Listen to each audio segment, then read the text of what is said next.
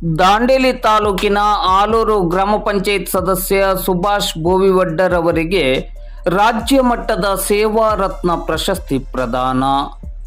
ದಾಂಡೇಲಿ ತಾಲೂಕಿನ ಆಲೂರು ಗ್ರಾಮ ಪಂಚಾಯತ್ ಸದಸ್ಯರಾದ ಸುಭಾಷ್ ಬೋವಿವಡ್ಡರ್ ಅವರು ದಾಂಡೇಲಿಯ ಮಾರುತಿ ನಗರದ ಕಲಾ ಕೌಸ್ತುಭ ಸಂಸ್ಥೆ ಕೊಡಮಾಡುವ ರಾಜ್ಯ ಮಟ್ಟದ ಸೇವಾ ರತ್ನ ಪ್ರಶಸ್ತಿಗೆ ಭಾಜನರಾಗಿದ್ದಾರೆ.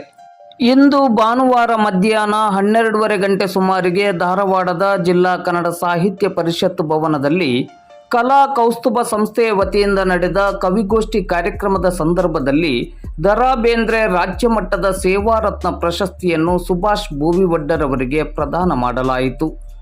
ಸಾಮಾಜಿಕ, ರಾಜಕೀಯ, ಶಿಕ್ಷಣ ಹಾಗೂ ಗ್ರಾಮೀಣಾಭಿವೃದ್ಧಿ ಚಟುವಟಿಕೆಯಲ್ಲಿ ತೊಡಗಿಸಿಕೊಂಡಿರುವುದನ್ನು ಗಮನಿಸಿ ಸುಭಾಷ್ ಬೋವಿವಡ್ಡರ್ ಅವರಿಗೆ ಈ ಪ್ರಶಸ್ತಿಯನ್ನು ಪ್ರದಾನ ಮಾಡಲಾಯಿತು.